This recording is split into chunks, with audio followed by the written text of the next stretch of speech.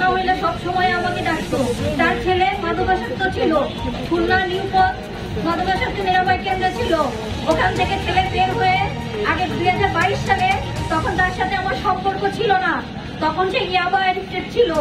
পরবর্তীতে তার বাবা মা নেশা ছাড়ানোর জন্য আমাকে স্বার্থে ব্যবহার করে।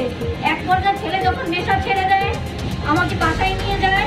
বাসায় নিয়ে যেতে করতো, আমি নিয়ে চাইতাম না। আমাকে ধর্মের মেয়ে বলে বারবার ইমোশনাল আমাকে হার্ট করতো, হার্ট করে এইভাবে নিয়ে যেত। ছেলে হাত কাটতো, পাও কাটতো, কখনো গলায় করে দিত, আমাকে ব্ল্যাকমেল করতো। আমি বাধ্যতামূলক রাত থেকে দিন, আমি একটা মেয়ে মানুষ, আমার বাসার সামনে এসে সে আমাকে বিভিন্নভাবে ব্ল্যাকমেল করতো।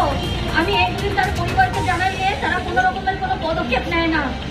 ছেলের বয়স 24 বছর, সেই ছেলেকে 16 বছর বয়স কমিয়ে দিয়ে এই 24 সালে SSC পরীক্ষা দেওয়ায়, বোর্ড পরীক্ষা দেওয়ালে পরে ওই সার্টিফিকেট নিয়ে কোর্টে সব জায়গায় সাবমিট করে যে তার ছেলের 16 বছর বয়স। একজন ছেলের যদি 16 বছর বয়স হবে, আমি এরকম ভুক্তভোগী।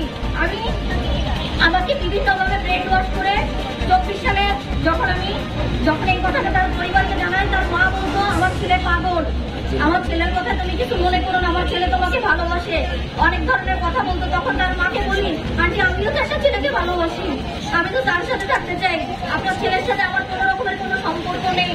অনেকভাবে বোঝানোর চেষ্টা করি, বলে কি মারে পরীক্ষাটা হয়ে যাক। তার বাড়িতে যখন আমি ধর্ষিত হই, যখন একটা অ্যাক্সিডেন্ট ঘটে যায়, তখন আমাকে বিভিন্নভাবে বলে আমার ছেলে তো তোমাকে বিয়ে করবে, এই ধরনের কথা বলে ইসলামের এপিটুপিট করে কিভাবে ফলস একটা ডকুমেন্ট বানিয়ে আমাকে এতদিন এইভাবে রাখে। এখন আমি 7 মাসের অন্তঃসত্ত্বা, আমাকে এবং আমার গর্ভের সন্তানকে ওই ছেলে তরিকুজ্জামান বিজয় অস্বীকার করেছে। পিতা আশরাফুজ্জামান চন্দন, তার পিতার নাম মির্জা গুলাম রসুল। আরো একটা কথা বললে আপনারা ভালোভাবে চিনতে পারবেন তাকে, শিল্পী রেশমি মির্জার বড় ভাইয়ের ছেলে, কণ্ঠশিল্পী রেশমি মির্জার বড় ভাইয়ের ছেলে। এই বিষয়টা নিয়ে আমি থানায় গিয়েছি, সেনাবাহিনী অফিসে গিয়েছি, ক্যাম্পে গিয়েও আমি অভিযোগ করছি। লাস্টে এদের সাথে না পেরে আমি 9-1 সোনাডাঙ্গা থানায় 9-1 ধর্ষণ মামলা তখন আমি কোর্টে যখন করি, ওখান থেকেও আমাকে মামলা বিভিন্নভাবে মামলা তুলে দেওয়ার হুমকি দেয় যে মামলা তুলে নাও, না হলে তুই এবং তোর গর্ভের সন্তান দুটোর একটাও সুস্থ থাকতে পারবি না। বিভিন্নভাবে আমাকে থ্রেট করে, আমি মামলা তুলে নিতে নারাজ হই। তারপরে জামিন থেকে ওই ছেলে বের হয়ে এসে আমার গায়ে হাত তুলে আমি গুরুতর অবস্থায় খুলনা মেডিকেল কলেজ হসপিটালে ভর্তি হই। আমার বাচ্চা 9.5 ঘন্টা নড়াচড়া করে নাই, তারপরেও এরা আমাকে বিভিন্নভাবে হয়রানি করছে। আওয়ামী লীগের সময় খালেদপুর থানা থেকে